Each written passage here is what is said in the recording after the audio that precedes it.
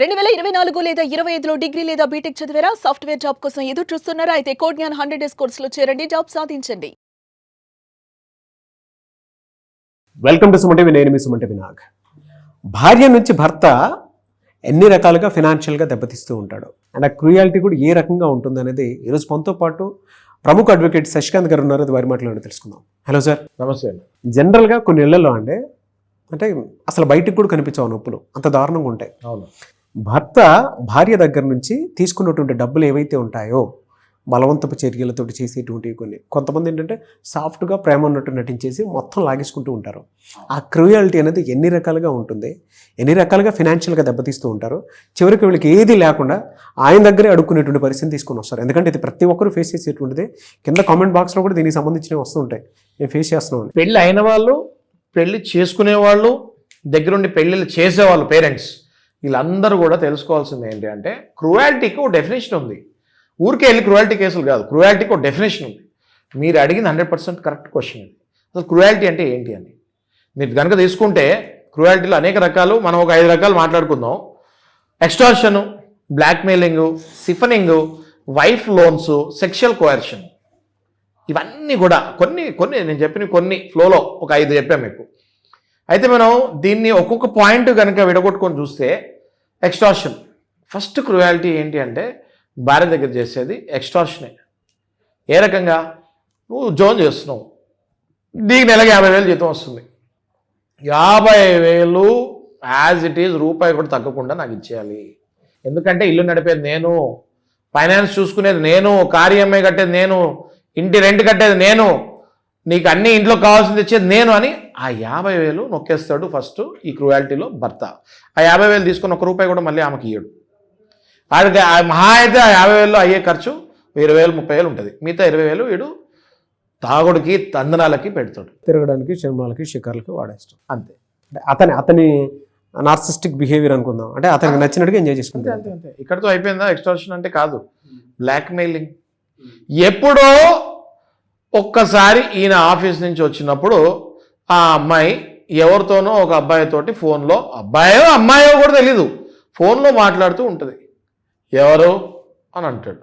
లేదు మా చిన్నప్పుడు ఫ్రెండ్ అని కట్ చేస్తుంది. ఒకవేళ అందులో అమ్మాయి కూడా ఉండొచ్చు, చిన్నప్పుడు ఫ్రెండ్ భయపడి ఏమనుకుంటాడో ఏమో అని నా చిన్నప్పుడు ఫ్రెండ్ అండి అని కట్ చేస్తుంది. చిన్నప్పుడు ఫ్రెండా? నాకెప్పుడు చెప్పలేదే. ఎన్ని రోజుల నుంచి నడుస్తుంది వ్యవహారం చెప్పంటావా మీ డాడీకి? చేయనా మీ మమ్మీకి ఫోను? ఎప్పటి నుంచి నడుస్తుంది ఇట్లా? నేనేమో కష్టపడి సంపాదిస్తున్నా డబ్బులు అంటే వీడు ఆల్రెడీ ఆమె డబ్బుల మీద బతుకుతూ ఉంటాడు. కానీ ఏమంటాడు?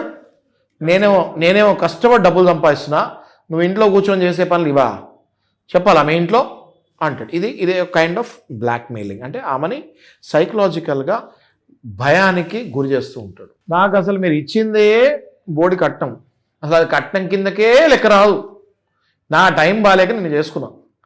అట్లాంటిది నువ్వు డబ్బులు ఇచ్చిందే లేదు, మళ్ళీ ఆ పైన ఈ వ్యవహారాలా అని చెప్పి ఆ అమ్మాయిని గడగడలాడేటట్టు ఒక్కసారిగా అమ్మాయి మైండ్లో ఏం నడుస్తుందంటే, అమ్మో ఈయన అపార్థం చేసుకొని మా ఇంట్లో చెప్పేస్తే నన్ను ఇంట్లో వదిలేస్తాడా, నేను మళ్ళీ మా అమ్మ నాన్నకి బరువు అవుతాను, వాళ్ళు ఎంతో ఖర్చు పెట్టి నాకు పెళ్లి చేస్తారు అని ఒక్కసారిగా అమ్మాయి మైండ్లో ఇవన్నీ తిరుగుతుంటాయి. నారాజు గారు ఫైనల్గా ఆయన చేసేది ఏంటి అంటే, మీ ఇంటికి వెళ్ళి ఏదో మాట్లాడి డబ్బులు తీసుకురా, లేకపోతే ఇది అక్కడ చెప్పేస్తా. అంత దరిద్రానికి వెళ్తారు కొంతమంది క్రూయాలిటీ చూపించే హస్బెండ్స్. ఇది అయిపోయింది. కొత్తగా సైబర్ క్రైమ్, వైఫ్లతోటి సైబర్ క్రైమ్ చేస్తున్నారు. సిఫనింగ్ అని ఒకటి ఉందండి term, which will be mostly used in cyber crimes. అది ఎట్లా అంటే, ఓటీపీలు మీకు తెలుసు కదా, ఫోన్లు వస్తుంటాయి, మీ ఆధార్ నెంబర్ చెప్పండి, మీ పాన్ నెంబర్ చెప్పండి, మీకు లోన్ వస్తుంది, మీ పాన్ నెంబర్ ఆధార్ నెంబర్ చెప్పగానే మీకు ఓటీపీ వస్తుంది, ఓటీపీ చెప్పండి అని ఓటీపీ చెప్పగానే నీ అకౌంట్ నుంచి డబ్బులు వెళ్ళిపోతాయి. ఇట్లా ఈ మధ్య ఏం చేస్తారంటే, వీళ్ళ వైఫ్లు స్నానానికి వెళ్ళినప్పుడో లేదా వంటగదిలో వంట పని చేస్తున్నప్పుడు వీళ్ళు యూజర్ ఐడి పాస్వర్డ్ కొట్టేసి టక్ మని వైఫ్ ఫోన్ మీద ఓటీపీ వస్తుంది. ఆ ఓటీపీని కొట్టేసి ఆ అకౌంట్ నుంచి డబ్బులు ట్రాన్స్ఫర్ చేస్తారు. ఈ వైఫ్ ఏ షాపింగ్కో, పిల్లలకి ఏదైనా కొనటానికో, లేదా ఇంట్లో సరుకులు కొనటానికో ఏ షాప్కో వెళ్ళినప్పుడు ఆ ఫోన్పే చేస్తే అందులో డబ్బులు ఇన్సఫిషియెంట్ బ్యాలెన్స్ అని వస్తుంది. కంగారు పడి ఇంటర్నెట్ బ్యాంక్కి వెళ్ళి చూసుకుంటే ఆ డబ్బులు అలా మొగుడే కొట్టేస్తాడు. దీన్ని ఏమని కంప్లైంట్ చేస్తే సైబర్ క్రైమ్కి వెళ్ళి కంప్లైంట్ ఇస్తుందా? హస్బెండే కదా, తీసుకుంటారా కంప్లైంట్? తీసుకోరు. ఇది ఒక టైప్ ఆఫ్ క్రూయాలిటీయే. అంతేకాదు నాగరాజు గారు, వీళ్ళు ఏ స్టేజ్కి వెళ్ళిపోతారంటే ఆమె పేరు మీద ఏదైనా ప్లాట్ ఉంటే లేదా ఆమె దగ్గర ఏమైనా గోల్డ్ ఉంటే ఆమెకు తెలియకుండా వీళ్ళు వెళ్ళి ఆ గోల్డ్ని స్త్రీధనం అంటారు. ఆ గోల్డ్ని వీళ్ళు గోల్డ్ లోన్ పెట్టేస్తారు. ఆమె ఇంకా బీరువాలోనే గోల్డ్ ఉందేమో అనుకుంటూ ఉంటుంది. ఏ ఫంక్షన్కో వెళ్ళేటప్పుడు బీరువా తెరిచినప్పుడు తెలుస్తుంది అందులో బంగారం లేదు అని. దొంగతనమే కదా ఒక రకంగా. ఇట్లాంటి దొంగతనాలకు కూడా పాల్పడతారు కొంతమంది హస్బెండ్స్. ఇది కాకుండా ఒకవేళ ఆమె పేరు మీద ఏదైనా ప్లాట్ ఉంటే, ఆస్తి రూపంలో ఏదైనా ప్లాటో ల్యాండో ఇల్లు ఏదైనా ఉంటే ఎక్కడో సిగ్నేచర్లు తీసుకుంటారు ఈమెతోటి ఏదో లోన్ అని చెప్పి. లాస్ట్లో ఏం చేస్తారంటే ఈ పేపర్లు, ఒరిజినల్ పేపర్లు కాస్త ఎవరి దగ్గర తాకట్టు పెట్టి వీళ్ళు అప్పు చేస్తారు. ఈ ఆస్తి కూడా ఆమె చేతిలో చేజారిపోయిందన్న విషయం కూడా ఆమెకు తెలియదు. ఇదంతా సిఫనింగ్ కిందకు వస్తుంది, సిఫనింగ్. అయితే నాగరాజు గారు, రాజ్యాంగం తెలుసుకోవాల్సిన బాధ్యత అందరికీ ఉంది. వైఫ్ అయినా అది హస్బెండ్ అయినా ప్రైవసీ అన్నది ప్రతి ఒక్కళ్ళకి ఉంటుంది. ఎంత హస్బెండ్ అయినా ఎంత వైఫ్ అయినా ఆ 1% ప్రైవసీ ఎప్పుడైతే డిస్టర్బ్ చేస్తారో, అంటే ఫర్ ఎగ్జాంపుల్ ఈ మధ్య ఎట్లయిపోయిందంటే ఫోన్ ఇట్లా పెడితే అది నా ఫోన్ అన్నట్టుగా వైఫ్ తీసేసుకుంటారు, హస్బెండ్ ఫోను నా ఫోన్ అన్నట్టుగా అది వైఫ్ తీసేసుకుంటుంది. ఓటీపీలు కూడా తీసేసుకొని మీ డబ్బులు కూడా మీకు తెలియకుండా వెళ్ళిపోతున్నప్పుడు 100% అది violation of your fundamental right. మీరు కనుక ఆర్టికల్స్ చూసుకుంటే రైట్ టు ప్రైవసీ అన్నది ఎవరి ఇండివిజువల్కి ఉంటుంది. ప్రైవసీ అంటేనే ఇండివిజువల్. అది వైఫ్ హస్బెండ్ అని వదిలేసేయండి. ఒక లిమిట్ ఉంటుంది, వైఫ్ అండ్ హస్బెండ్ కూడా ఒక లిమిట్ ఉంటుంది. అది క్రాస్ చేసి వెళ్ళిపోయినప్పుడు నీ రైట్ టు ప్రైవసీని నువ్వు కోల్పోయినట్టే. ఆర్టికల్ 21 చూడండి మీరు, ఫండమెంటల్ రైట్స్ ఏంటో మీరు తెలుసుకోండి. అయితే నాగరాజు గారు, నెక్స్ట్ కనుక మనం చూసుకుంటే లయబిలిటీస్ ఆఫ్ వైఫ్. అంటే వైఫ్కి లోన్ ఎలిజిబిలిటీ ఉంటుంది. ప్రీ అప్రూవ్డ్ ఉండొచ్చు, లేదా క్రెడిట్ కార్డ్స్ రావచ్చు, లేదా కార్ లోన్ నీకు ఒక గంటలో కార్ లోన్ ఇచ్చేస్తానొచ్చు బ్యాంకర్లు.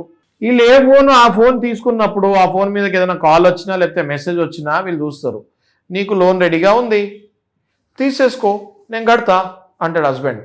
అయ్యో హస్బెండ్ చాలా ఆనందంగా ఉన్నాడే, చాలా హ్యాపీగా ఉంటాడు, నేను ఈ లోన్ తీసుకొని ఇస్తే నా వైపు నుంచి నేను హస్బెండ్కి ₹1 ఇస్తున్నట్టే కదా అని ఈ వైఫ్ ఎంతో ఆనందపడి సరేనండి మీకంటే ఎక్కువ తీసుకోండి ప్లీజ్ అని అంటది. ఇక్కడే చాలా మంది చేసేటువంటి తప్పు.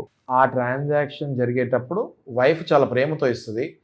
కొంతమంది హస్బెండ్స్ దాన్ని ఒక టాక్టిక్ లాగా వాడి ఆ డబ్బులు తీసేసుకొని తర్వాత ఈఎంఐ నువ్వు కట్టుకో అంటాడు. పోనీ కట్టుకుంటానికి జీతం వదులుతాడా? జీతం మొత్తం లాగేస్తాడు కదా. ఈ అమ్మాయి ఎట్లా కట్టాలి ఈఎంఐ అని అడిగితే మీ ఇంటికి వెళ్ళి తెచ్చుకో అంటాడు. ఆ మాత్రం ఈఎంఐ కూడా కట్టలేరా మీ ఇంట్లో? కానీ పెంచారు కదా నేను, ఇట్లా ఇంత వరస్ట్గా మాట్లాడతారు. అప్పుడు ఆ అమ్మాయి మళ్ళీ ఇంటికి వెళ్ళి ఈఎంఐ డబ్బులు అడిగి ఆ తర్వాత వాళ్ళ నాన్నగారు అమ్మగారి కళ్ళల్లో నీళ్లు చూసి ఆ బాధ తట్టుకోలేక చాలామంది సూసైడ్ చేసుకునే సందర్భాలు ఉన్నాయి. లాస్ట్ అండి, ఇది మాట్లాడుకోవాలి, సెక్షువల్ కోయర్షన్ అండి. అసహజ రీతిలో సెక్షువల్ యాక్టివిటీస్ చేయమంటారు, పాన్ మూవీస్ చూపిస్తారు, డ్యాన్స్ చేయమంటారు. ఆ పాన్ మూవీస్ చూపించి అందులో ఏం చేస్తారో మీరు కూడా అదే చేయాలని అంటారు. ఆ అమ్మాయి అక్కడతోటి ఒక్కసారిగా వేశ్యలాగా అనుకొని కుంగి కుసించిపోయి కళ్ళు తిరిగి పడిపోయిన సందర్భాలు ఉన్నాయి. అట్లాంటి వైఫ్స్ మా దగ్గరికి వచ్చి, మా లేడీ అడ్వకేట్స్ ఇట్లాంటివి డైరెక్ట్గా వాళ్ళు చెప్పుకోవడానికి ఇబ్బంది పడుతూ ఉంటారు కాబట్టి మా దగ్గర లేడీ అడ్వకేట్స్ ఉంటారు. ఆ తర్వాత మేము కేసు గురించి డిస్కస్ చేసేటప్పుడు మాకు తెలుస్తూ ఉంటాయి. ఇంత క్రూయాలిటీ చేసిన హస్బెండ్ మీరు చెప్పండి నాగరాజు గారు, అట్లాంటి హస్బెండ్స్ మీద 498A అలాంటి వాళ్ళ మీద అప్లికబుల్ అవుతుంది. కానీ ఏదో చిన్న గొడవ వచ్చి ఏదో అరిసాడు అంటే 498A వేస్తే దీనివల్ల ఏమవుతుందంటే ఒరిజినల్ 498A కేసెస్ని కొంతమంది మహిళలు తుంగదొక్కుతున్నట్టు.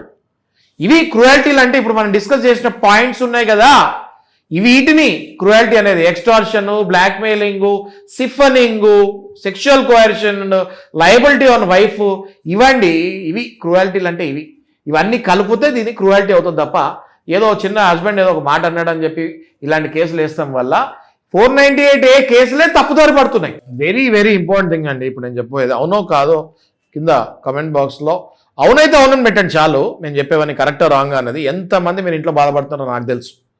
Okay, Google pay, PhonePe, Paytm ఏది వాడినా స్క్రీన్ షాట్ పెట్టమంటారు.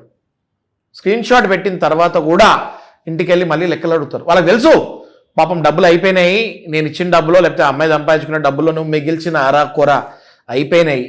అయినా కూడా వీళ్ళు వెళ్ళి లేదే ఇంకా ఎక్కువ ఉండాలి డబ్బులు, ఇంకో 10,000 ఉండాలి, ఇంకో 20,000 ఉండాలి, ఏం చేసావు, ఎవరికి ఇచ్చావు, నాకు నీ మీద ఫస్ట్ నుంచి డౌట్ ఉంది, ఎవరితో మాట్లాడుతున్నావు, ఇట్లాంటి మాటలు అనేసరికి ఆ అమ్మాయి అక్కడితోటి సగం చచ్చిపోతుందండి. ఇంకొన్ని కేసుల్లో అయితే అసలు వాళ్ళకి తెలియకుండా వాళ్ళ పేరు మీద లోన్లు వచ్చేస్తాయి, వాళ్ళకి తెలియకుండా వాళ్ళ పేరు మీద ప్రీ అప్రూవ్డ్ క్రెడిట్ కార్డులు వచ్చేస్తాయి, వాళ్ళకి తెలియకుండా వాళ్ళ పేరు మీద అప్పుడప్పుడు కారు లోన్లు కూడా వీళ్ళు తీసేసుకుంటారు మహానుభావులు సంతకాలు పెట్టి.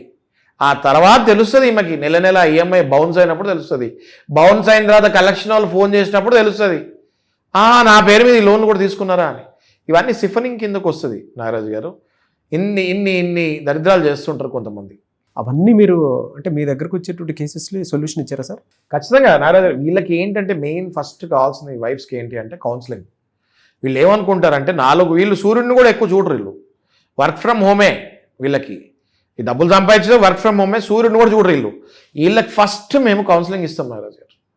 మీరు అగాత్యానికి గురవుతున్నారు, దయచేసి అందులో నుంచి బయటకు రండి, మీ హక్కులు ఇవి అని ఫస్ట్ వాళ్ళకి చెప్తాం. వాళ్ళ హక్కులు కూడా వాళ్ళకి తెలియని అంత ఒక లోబడి ఉండిపోతారు వీళ్ళు. సో డెఫినెట్గా వాళ్ళ కౌన్సిలింగ్ ఇస్తాము, వాళ్ళ హక్కులు చెప్తాము. వీలైతే హస్బెండ్ ఒకవేళ కౌన్సిలింగ్ ఇచ్చేది మారకపోతే ఖచ్చితంగా ఏ కేసులు వేయాలో వాళ్ళ మీద ఆ కేసులు కూడా వేస్తాం. వెరీ గుడ్ ఇన్ఫర్మేషన్ అండి. నిజంగానే చాలామంది ఇన్ని రకాలుగా ఇబ్బంది పడుతున్నారు అనేటువంటి విషయం వీడియో చూసిన తర్వాతే చాలా డీటెయిలింగ్గా అర్థమైంది. Anyways thank you so much Shashikant గారు.